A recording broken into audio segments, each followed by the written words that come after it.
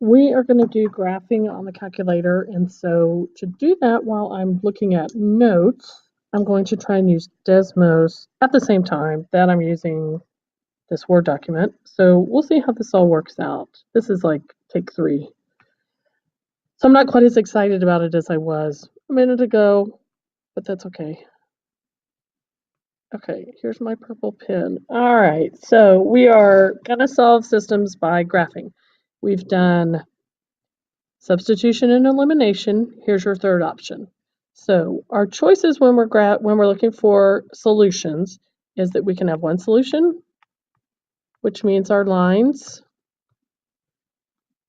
cross. We can have no solutions, which means our lines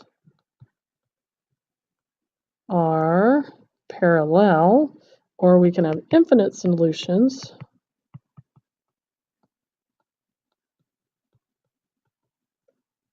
which means our lines are the same line, so they're on top of each other. So I'm going to write it like that. All right. We're going to use our calculators to decide if this is actually a solution to these lines. The easy way to do it, I think, would be just substitute in 5 and 2 for x and y and see if it comes out to be 0. So if I do 2 over 5 times 5 minus 2, my 5's cancel out and I have 2 minus 2, which is 0. And if I go to my next equation, I have 3 times 5, which is 15, minus 2, which is 13. So yes, it's actually going to be a solution. But let's practice on the calculator. So the first thing we need to do is solve for y. I'm just going to move my y over to the other side, so it'll be positive. So I'm going to have 2/5 x equals y. And I'm going to do the same thing over here. I'm going to switch out the 13 and the y. So I'm going to have 3x minus 13 equals y. I'm going to go to y equals on my yellow calculator. I'm going to write these two equations in, my y equals.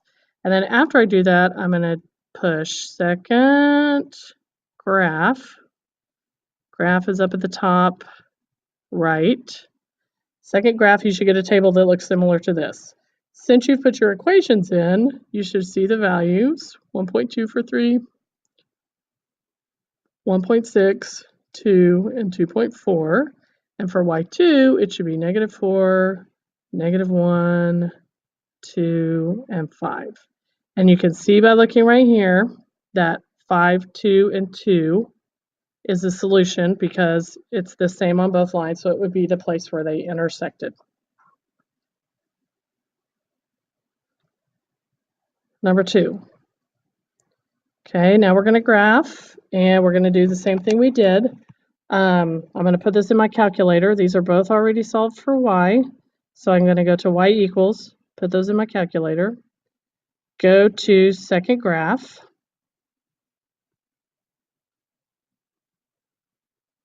And if you look through your x and your y1 and your y2, you should see a place where the y1 and the y2 are the same. If I graph these, you can push graph on your calculator and look at the graphs. My first one is the parent function, so it's going to go through 0, 0. It's actually going to go corner to corner, kind of like that. And -2x minus 3 starts down here. It's a negative slope. It's going up 2 over 1. So it's actually going to cross right there. So I already know my solution is going to be -1, -1. If you looked at your chart, you probably saw the same thing. So I'm going to start at -2 now that I know that that's where my solution is going to be. Otherwise, I would have started at like 1 and I wouldn't have seen it on here. So for my y1, which is the parent function, it's going to be exactly the same. And my y2 values are going to be, I had them somewhere. 4 minus 3 is 1. 2 minus 3 is -1. 0 is -3, -5. Okay. Here we go. Okay, so you can see on the chart, on the table, or on your graph or on the graph that the solution is in fact an ordered pair, because we always write them as ordered pairs, -1, -1. Okay, number 3, we're looking for which of these is a solution to these lines. And you can't see where they cross because they're not long enough. So if you had a ruler, you could, of course, extend the lines and see if you can figure out where they crossed. You have to be a really good drawer. Or what I was thinking is I'm going to plot these 4 points on my graph and see which one looks like it's where they cross. So 0, 4 probably is going to cross that. The first line is going to cross it, but not the second line, I'm thinking. 8, 1, 0, -3, same thing, and 10, 2. So my guess is that this one and this one, A and C, are going to be a place where one line crosses but not both lines, and both lines have to cross for it to be a solution. So let's go ahead and extend these lines out. The top line has a slope of -1, 1, 2, 3, 4, 5. So I'm going down 1 over 5, down 1, 1, 2, 3, 4, 5. So it does cross where that X is. Down 1, 1, 2, 3, 4, 5. Down 1, 5. Okay, so it is going to go through this one and this one. So my guess is that this is going to be our solution. So let's double check by doing the other line, which is +2. And oh, it's 1 over 2. 2 over 4. Okay, so it's going up 1 over 2, up 1 over 2, up 1 over 2, up 1 over 2, up 1 over 2. So it's going to cross this line, this point, and this point. So it's actually, if we're looking for a solution for the second line, we would have B and C and D. But because we're finding the place where they intersect, D is the correct answer. Okay, here's your calculator steps. You may know this already, okay? You have to solve your equations for y. You're going to enter them into the calculator, and you're going to press graph. Can you see where the lines intersect? You have to be able to see where the lines intersect. If you can't, we're going to do some changes of the domain and range. Your first choice is, or first thing you should probably know is Zoom 6 resets the window. And when you do Zoom 6, you have your domain as -10 to +10, and your range is the same. So if you know that your intersect is above 10 or below -10, then you're not going to be able to see it on the graph. Second thing to know is Zoom 3 just zooms out.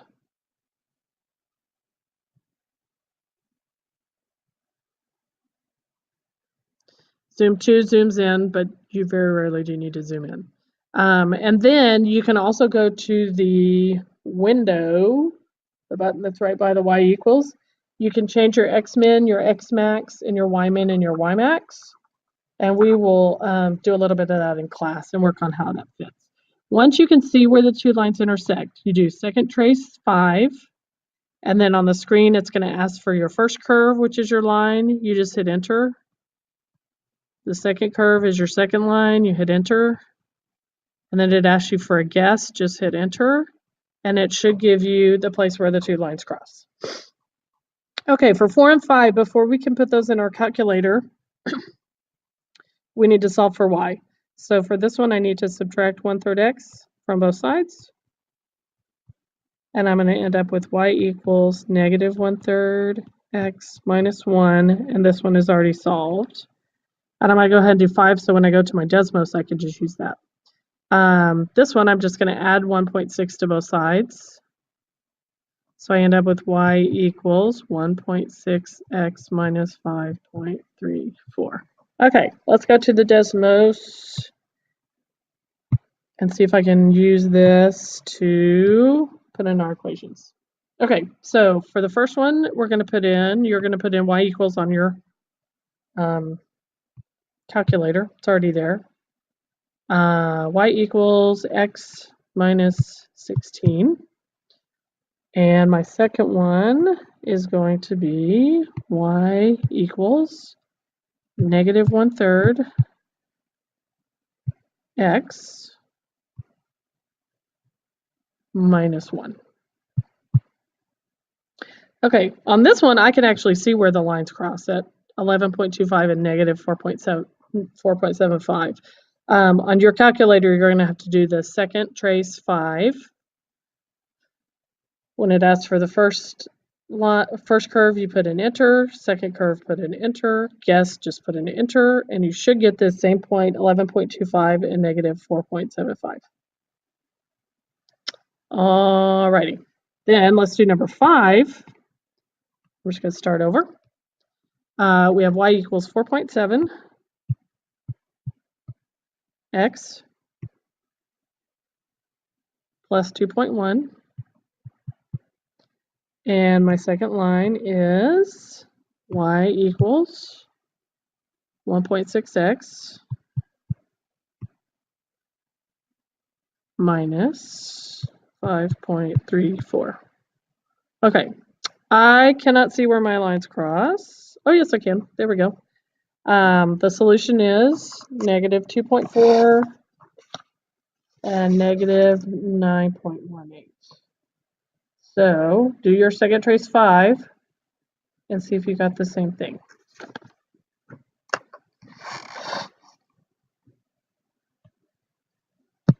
Okay, so my solution for number 4 was 11.25 and negative 4.75. And my solution for number 5 was negative 2.4 and negative 9.18. Okay, so it was easier to use the graph because we had these decimals and kind of weird place where they intersected, and the calculator found those values for us. We didn't have to really do the math, I guess I could say. Okay, so 6, 7, 8.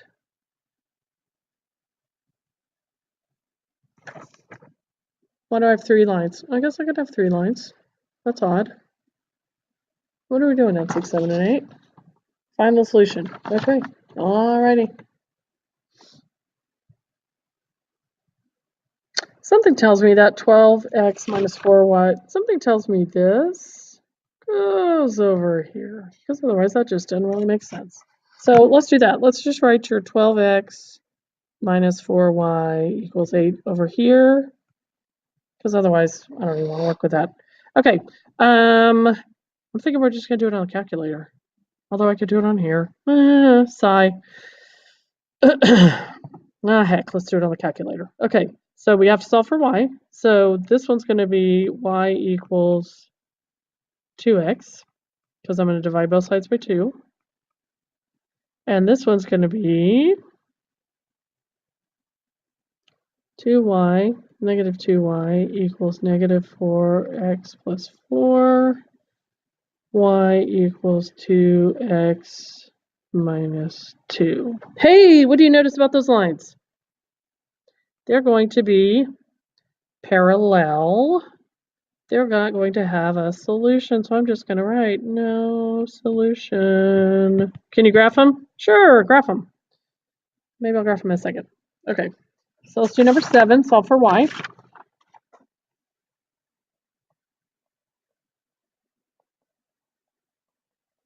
I'm going to write this down. Okay, solve for y. Number 7. So we have 2y equals negative x plus 4. Y equals negative 1/2 x plus 2. This one's going to be y equals negative 2x plus 5.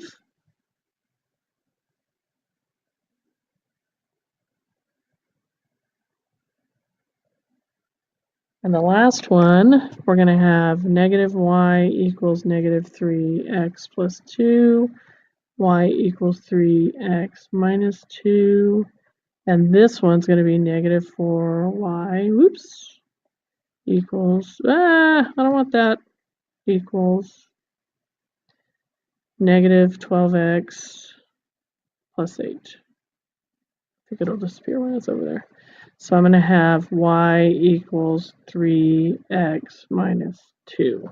What do you notice? It's the same line, so I'm going to have infinite solutions.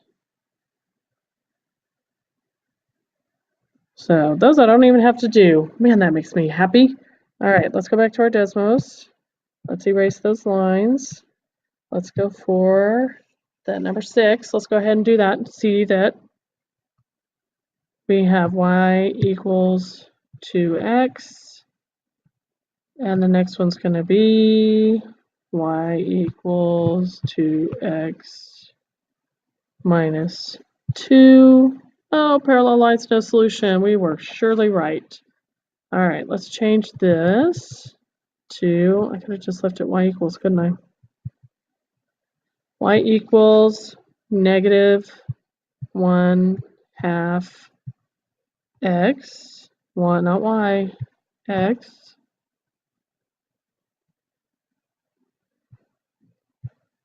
Negative 1/2 x plus 2. And my second one's going to be y equals negative 2x plus 5. All right, and I can find out where they cross easier than you can. My solution is 2, 1. We're going to have to do that second trace 5. Okay, so let's just go ahead and jump to, okay, we'll do number 9 and number 10 on here. Okay, so number 9. Nope, I can go ahead and write that on here in case you want to know. The solution for the second one was 2, 1, or the middle one. Okay. So now that calculator is going to get some use. All right, so we have 2 equations. Let's solve it for y, which means I'm going to have y equals 3 negative 3.2x plus 2.7. My other one is going to be 0.6y equals negative 4.8x plus 4. Divide everything by 6. And you know, since I'm using my calculator, I can just leave it like that. And I can actually graph that on the calculator, leaving the fractions, because my calculator doesn't care.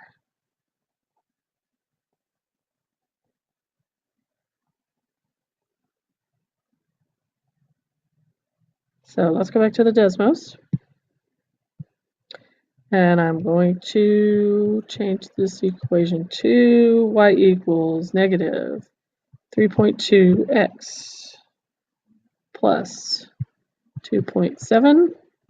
And my other line, I'm changing to y equals negative 4.8 divided by 6 x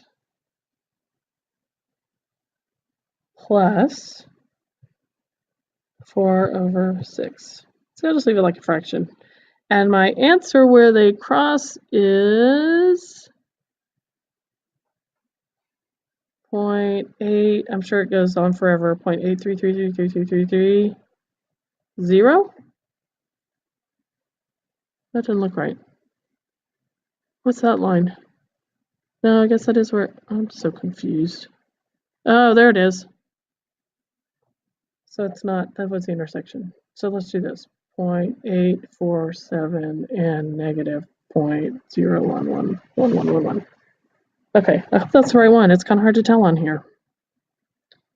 You'll have to tell me if I'm right or wrong when we get there. All right. Not horrible using that Desmos, is it? Okay, so my solution, I think, is 0.84, it says round to the thousandths, and negative 0.011. So tell me if that's right or if I got the wrong point. Okay, number 10. So first of all, we're going to let hats off has the equation of, oh, hats off has the equation which is the total cost, y equals total, x equals number of hats. So for hats off, I have y equals 5x plus 50. And for top stuff, I have y equals 6x plus 25. So how many hats will the cost be the same, and what is the cost? So I guess I will go back to my Desmos and just go ahead and put that in, because you're going to put it in your calculator anyway, aren't you? The problem's going to be it's not going to fit in your window, and we're going to have to talk about how to make that fit in your window. So I have 5x plus 50, and I have 6x plus 25. And yours is going to look like that too, probably. And you're going to go, wait a minute, I can't see it. So I'm going to do my zoom out over here. And you're going to do your zoom out, which is zoom 3, enter.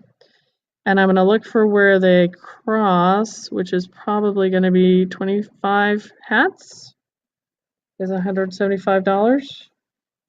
25 hats would be 150.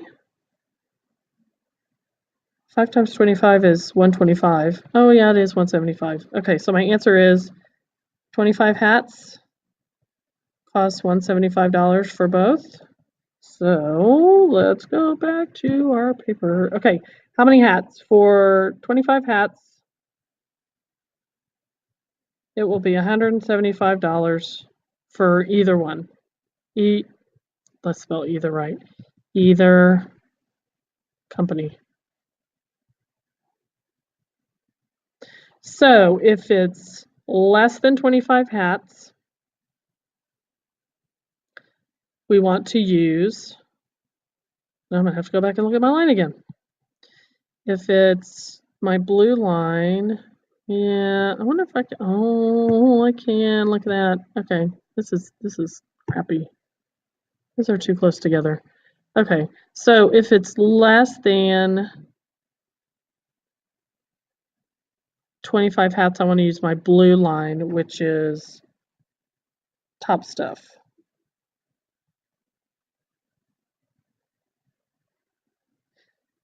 Is for less than 25 hats, and the other one is for, so less than 25 hats is top stuff because it's cheaper.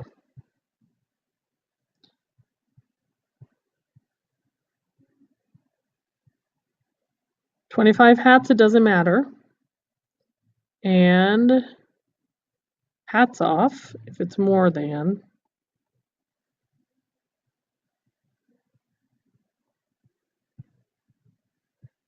And it doesn't matter for 25 hats exactly. Okay, which kind of makes sense if you look at it, because hats off starts with a really big intercept, and that $5 for hat isn't really going to pay off until you've bought a lot of hats. Top stuff starts a lot lower, even though it's more for hat. It's going to be all the way until $175 before those lines even meet up. So hopefully that wasn't too confusing with the whole Desmos thing. Feedback is always welcome, as long as you can say it nicely. Now I got to figure out how to turn this off. Nope, not like that. Let's try that one more time. Stop sharing.